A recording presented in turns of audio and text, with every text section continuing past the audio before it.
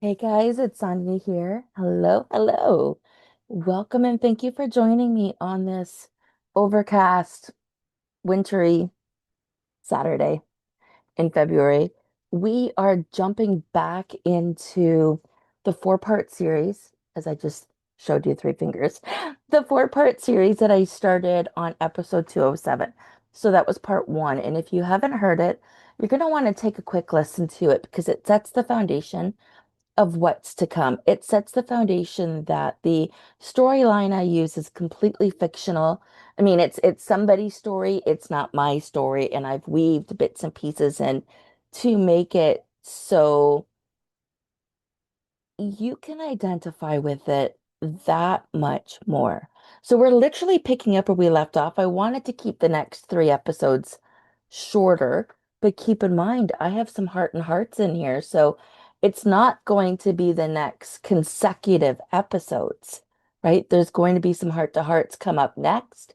I believe episode 209 and 210 are heart to hearts, and then you'll probably get another part of this service back up. So you're definitely going to want to subscribe and for all of my current subscribers, thank you, thank you, thank you. I'm still on a bit of a high. It's been a couple weeks now, and because of you, these podcasts that I do have ranked number 34. Um, I've ranked number 34 for women podcasters in Canada. Woo, woo. Let me say that again because my throat chakra got a little excited there. I've ranked number 34 for female podcasters in Canada. Woo, woo. And that is many thanks to all of you chiming in, leaving reviews. And if you haven't done so already, pause where you're at. Go to your favorite listening platform, which is probably the one that you're listening to now. Just go back a couple of times and get your review done now so you don't forget to get it done at the end. Because normally we're so busy hustling and bustling, but take a fraction of time right now. Get it done. Get it done. You might be the first on that platform. You might be the seventh. You might be the 50th. It's hard to say because it's all scattered, right? So today, this is part two, as I mentioned. If you picked up with episode 207, this is just so happens to seem like it is falling in chronological order, part two, episode 208, but that won't necessarily be the case as we continue on with parts three and four. So today we're talking about where and how to commit. So just to bring you back, I just want to go back to my notes here. We talked about defining your operating principles. That was what we discussed and defined in episode 207. And now we're going to move forward and talk about commitments that you can make to habits that will fuel you. And I'm going to share some of my personal commitments that I'm on in this particular season. There's Chopper saying hello, making sure that we're safe here. I will be weaving in some of my particular habits that I've committed to that you can maybe steal, borrow until you find your own. Or maybe you've got your own that are just as compelling or even better. These need to fit who you are. So remember the storyline that I used has to do with somebody working at Pixar and Walt Disney. So follow along with this creative story as you learn a lesson or two. Ready? Let's get started. So now that you know that you are not ruining your life, you are not running your life either. So you're not ruining your life and you're not running your life. Your habits are. On the back end of Pixar's Inside Out, it's a great movie, by the way, if you haven't seen it. It's one of my favorites when it talks about emotions. Um, Trying to explain how the brain works is what's on the backside. That's exactly what Inside Out is all about. An article reminded us what scientists have been saying for years. Never mind the five characters that were controlling your thoughts in the movie or barely controlling them, what seems like in real life, but it is the unconscious that is really the change. Without thinking about it, you're going through your day, making decisions and acting on the stimulus of the drops of fruit that are right in front of you. Easy picking fruit.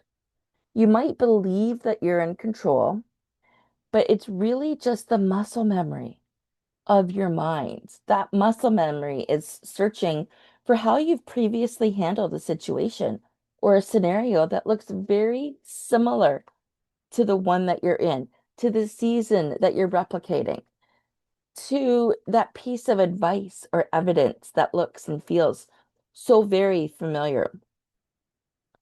See, if you don't if you haven't done any work yet to understand what habits are and how important they are to get a handle on things, you really need to dive in. There's no other way of saying it. You really need to dive in. So let me say that again. If you haven't done any work yet to understand what habits are and why they're important to getting a handle on yourself, a handle on the direction that you want your life to be in, you're going to want to start there. That is your starting point. Read The Power of Habit by Charles Duhigg as the first step. In the book, Charles breaks down how in life we are triggered by events. And at some point in our day, we have a cue that sets off an action. So perhaps a cue, and this could be my cue, putting in my coffee and bringing my coffee back and rinsing my cup is a cue for me to put my English muffin in the toast or in the toaster. That is my cue, or my cue to have breakfast, whatever that might be. When I get up in the morning and go to the bathroom first thing, that is my cue to brush my teeth, hand in hand. It doesn't matter how early it is, that's my cue. Going to the bathroom early in the morning, brushing my teeth. You have these cues, these habits that are second nature. But if you don't know what they are, you're going to have a hard time moving forward. So your first step is to read that book, The Power of Habit by Charles Doug Higg, Duhigg. Had to get that right. Double check. Charles Duhigg, Duhigg. And it's called The Power of Habit. I have it written down. I wanted to just make sure here. So remember what I just said. At some point, a cue will set off an action. The reaction is our routine. Our routine is which procedures follow a sensation or which procedures feel like satisfaction, which procedures feel like a reward, if you will. They're all different. You see, that's the loop. Cue, routine, reward. Cue, routine, reward. Sometimes a good routine, sometimes a bad routine, primarily subconscious. You are doing this on autopilot, my friend. You're likely not even aware of it unless you primarily stop to think about it, like I'm doing right now. The fact that I'm doing this is making, and you're listening to this, is making you think twice about what those habits are, or maybe are not, or what you think they are. In the pursuit of turning bad, subconscious, subconscious, unconscious, or subconscious, however you say it, it means the same thing. So, unconscious habits. In the pursuit of turning bad, unconscious habits into good, conscious habits, identifying the trigger is the first step. What is it that sets your actions into motion? Duhigg did experiments that showed there were basically 5 prompts that consistently provoke your routine, and they've been helpful in my experience. They have been very helpful as I try to navigate where my triggers exist and at least understanding the cues and the bad habit. These 5 triggers: location, time, other people, emotional state, and untimely preceding action. Let me say that again. Untimely, immediately preceding action. So like feedback, um, something that happens spur of the moment where you haven't had a chance to adjust yet. That's what I meant. originally. And sometimes it could be your emotional state that happens. You could be on a high from excitement of something that may happen, and then your immediate feedback to that, your immediate trigger to that is almost like a sugar crash. That is what happens immediately preceding the action. So that too is a trigger. So let me say them again. Location, time, emotional state, other people, and anything that is preceding the action. So if you are neurodivergent, if you are fighting any kind of chronic illness, these are hugely important to you, as well as the other triggers that you've identified. You're going to want to lean in and see where or how these have an impact on you. Okay. Because when I first was going over the information, when I was first digging in, when I was first learning and deciding to make this into a four-part series, it wasn't the first time I've looked into my habits. I actually offer a habit tracker for all my clients. I put it in my Getting Started book, and it's also in my quarterly planner. It's something I talk about quite often. So I'm not new to this, but I still learned something new when I dug into this a little bit deeper this time around. And that's what happens, right? Lessons show up at the right time. When the student is ready, the teacher appears. So I turned these prompts that we're going to talk about into an exercise to list the times I wish I'd made better decisions. And I've attempted to connect the dots to find consistent patterns. So I'm going to share with you some examples. These are not all mine. Full disclosure. Some of these may have come from some of the books I've put together, some of the people I've interviewed, some of the clients, but everything's been messed up and mixed up, so you would have no idea who. But as location goes, for that first one, let's talk about location. Are there places that elicit a mindset change? The beach. Who else go to the beach? Okay, so for me, it's the beach. And when I have three kids under three, pulling into a driveway was the cue I needed for feeling like I needed a glass of wine. To be truth be told, that one's mine. I'll own it. I felt like I needed a glass of wine. It was one of the first things I would pour at dinner. It would last me all night into bedtime and tucking in and reading stories, but it was one of the first things I felt like I needed. Um, Having the crying humans that needed and wanted my attention when I had so little to give at this time. I was in my mid 20s. I was tired. I was exhausted, and life hadn't even started yet. So, a mama was going to have the same feelings of these expressions. Any kind of mom would feel something the same. So, location, there's a trigger. There's a different book I read that they would put their hands on the door for a 5-second count every time they walked into a room and every time they left a room to set the stage, to change the energy. And I thought that was really cool. Like honestly, I use it all the time now that I know, right? So location is one. Let's talk about time. For 25 years, I worked in offices. I worked in corporate Canada, and there were snacks all over the place.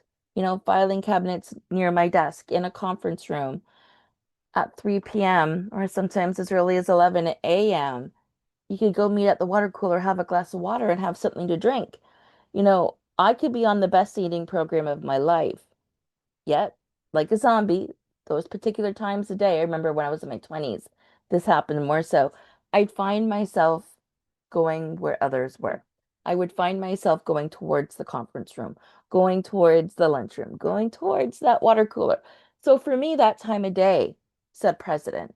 The same thing when my caffeine would crash in the afternoon. And I know that's a common one for a lot of my clients. Another common one for my clients that might be able to relate to this if you're listening is if you're on a weight loss journey and you share with me that you don't eat much, but you eat once you start eating at the end of the day, you just can't stop. That's when you binge.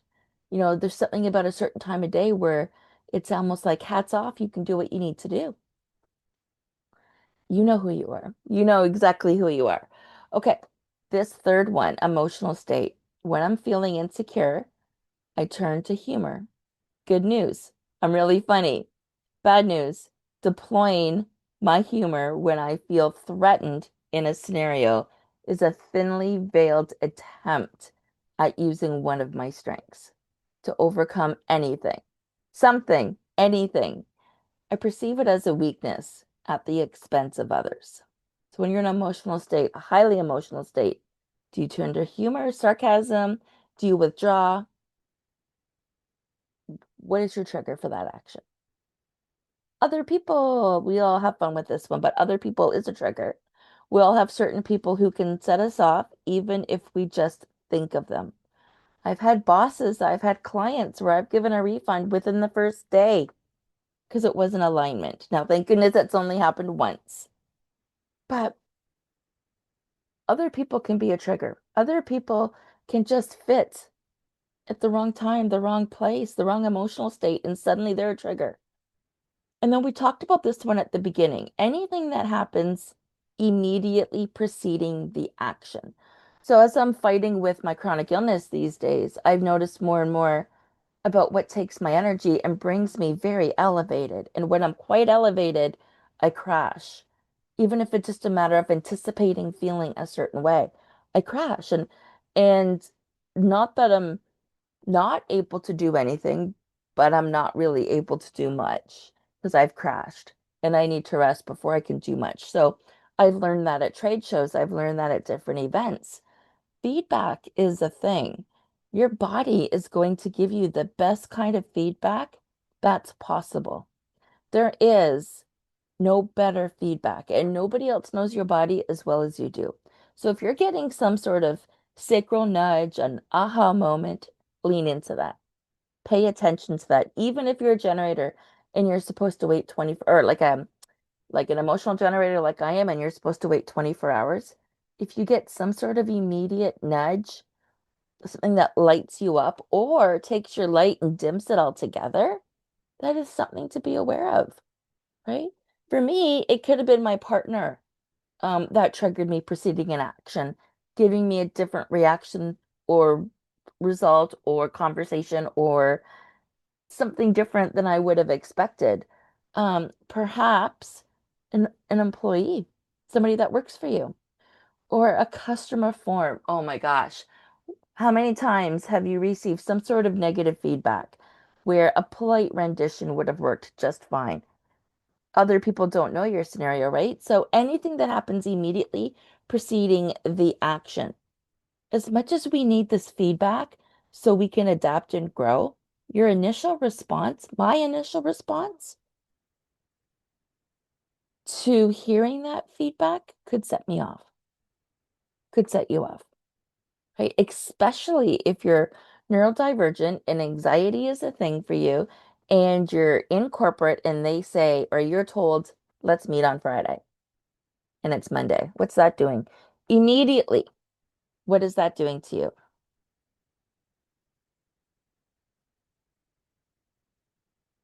Yeah, if you're close to pen and paper, write those answers down.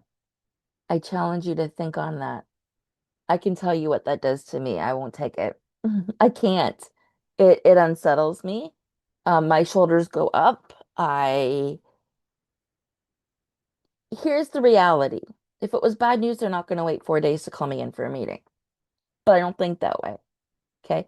I need to get over the hurdle first of what's going on and why is my back feeling up the wall and why is my body responding all of these different ways before I can get comfortable with the idea that it's not something bad.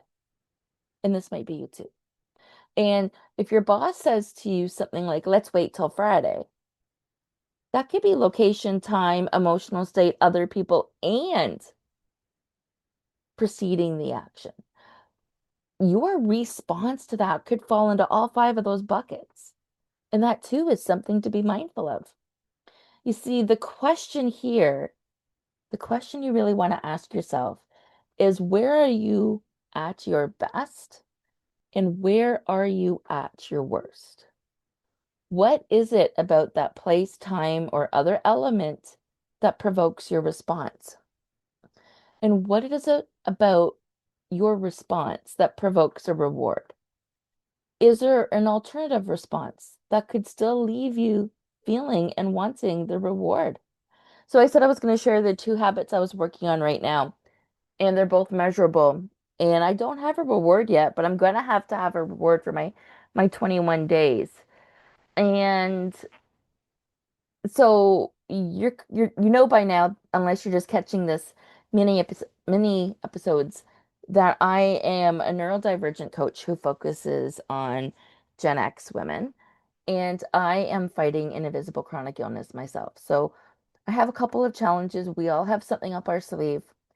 And you can hear me tripping over my words because I am more excited than I wanted to be when I showed up and did this episode. And it's kind of like accepting this 21-day challenge where it has to be measurable, was really like it has to be the SMART goals. It has to fall into all of those categories. So I had two goals. A, I would track my food, and B, I would reach out to 10 people a day. 10 people over 21 days is 210 people. That's going to give me a lot of good information about my business and where I'm at right now. Tracking my food for 21 days is going to get me into the habit of doing it more and more and more. See, I don't have a reward yet for the 21 days. This is what I said, but I'm going to have to figure something out. Right now, I'm doing it to do it. My Fitness Pal, it is giving me little rewards for certain days, not for every day, but for certain days. Tomorrow I get one. But yesterday I came across, I had needles this week. I get nerve blocks put in my head. So needles put in my head once a month, and they're supposed to block the pain. But my next couple of days is a little bit like a roller coaster ride. I can't anticipate how I'm going to feel or what's going on with my head. It's a crapshoot. You just never know. So yesterday, I somehow had the energy to send out an email newsletter and track my food. I think I did those two things. But for the life of me, I could not reach out to 10 people. So I'm like, am I done the challenge or am I not done the challenge? But then, like, am I out now? But then I went to my mind back here, way back here, and I realized throughout the week I was hitting numbers like reaching out to 13 people and 18 people consistently. It wasn't just 10. 10 wasn't the bare minimum. I didn't stop at 10. So, you know what? I gave myself permission to be flexible, and you need to do the same. You need to give yourself permission to be flexible when your circumstances are different, and we all have different circumstances. So, what are you going to allow? It's completely up to you. It's all up to you. What it's going to constitute receiving that reward. And for me, showing up for 21 days as best as I possibly can is going to constitute me showing up for that reward. I just don't know what it is yet. Something kept me going yesterday without it. So, is there a way to plan this? Is there a way for you to plan how you're going to show up in the area before it is in front of you? I cannot predict that, but I predict that as much as I can. I put myself in a calming state every day, do my morning meditations and my Bible app. And if I get a chance, I'll call a girlfriend in the morning. But if I don't, it's okay. I'll journal or I'll journal throughout the day, and I have a peaceful way to start my day. That helps me be in the mindset to be around other people. Okay. So before you're in front of those triggers, those 5 triggers we talked about, how can you set yourself up for success? Because that's the goal, right? Start by identifying those triggers. I have to track my triggers every month to see what works for my head, what doesn't. I am using a yellow, red, and green sticker system.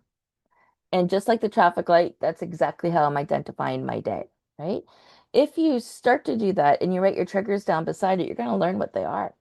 And maybe MSG is a trigger for you too, just like it is for me and many of us out there.